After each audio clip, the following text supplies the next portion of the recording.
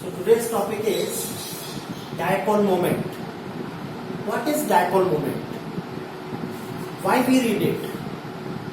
Actually, we want to know what kind of molecules are polar and what kind of molecules are not polar, non-polar. It can be decided by the help of dipole moment only. In dipole moment, the representation is mu. Mu can be written as Q into D. Q is the charge which is taken in ESU, electrostatic unit. The magnitude of the charge will be 10 raised to the power minus 10 ESU, and D is the distance over here, and distance can be measured in centimeter. The magnitude is 10 raised to the power minus 8 centimeter.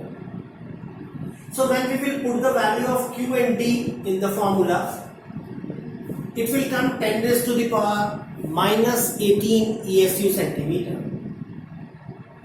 10 raised to the power minus 18 ESU centimeter is taken as 1 debye. Whenever we will talk about the debye, 1 debye will be taken as 10 raised to the power minus 18 ESU centimeter. What is debye? Debye is the name of the scientist and it is the unit of dipole moment.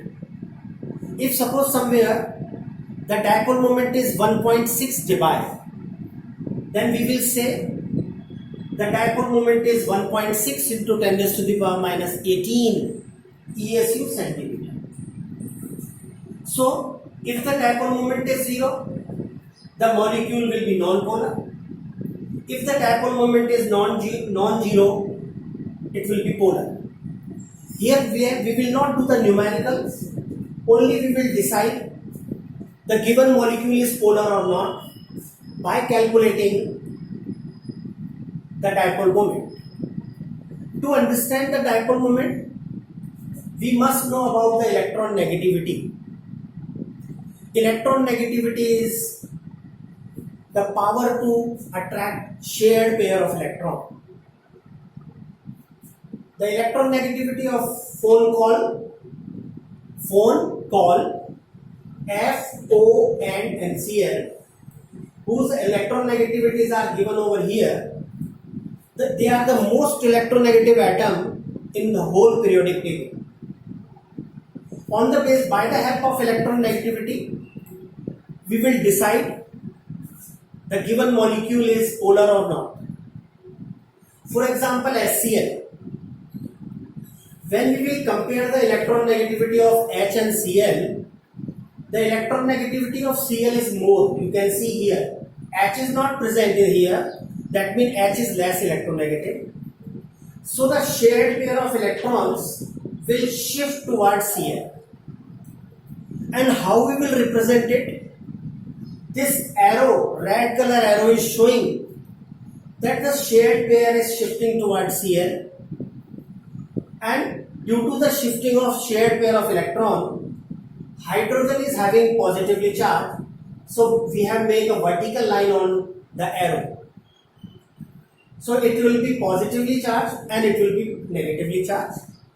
The charges will be partial, not the complete charges like ionic compounds.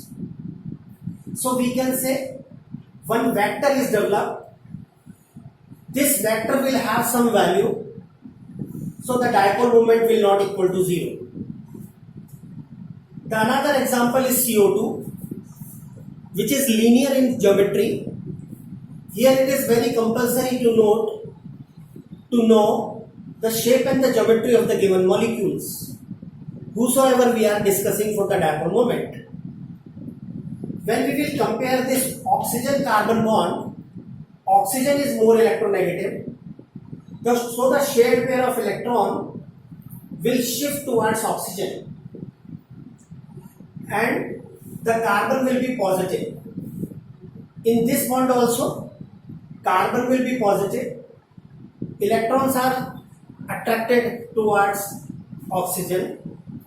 So two vectors will be equal and opposite to each other. when they will be equal and opposite to each other, that they will cancel each other, so the dipole moment will become 0. CO2 is taken as non-polar. In water, if you will see, due to the presence of two lone pair, water have band-shaped geometry. The electron will shift towards oxygen. Both the vector are in same direction, so resultant will be in upward direction. That means the value of both the vectors will be added, so the dipole moment will be very high than 0. So water is taken as polar molecule. That's why it is a universal solvent also. Now we will compare the dipole moment of CCl4 and chloroform, carbon tetrachloride and chloroform. In carbon tetrachloride, which is tetrahedral in shape, like methane, 4 vectors will develop in 4 different directions. The electrons are moving out from the center atom. These 4 equal and opposite vector will cancel the values of each other. That's why the dipole moment of CCl4 is taken as 0.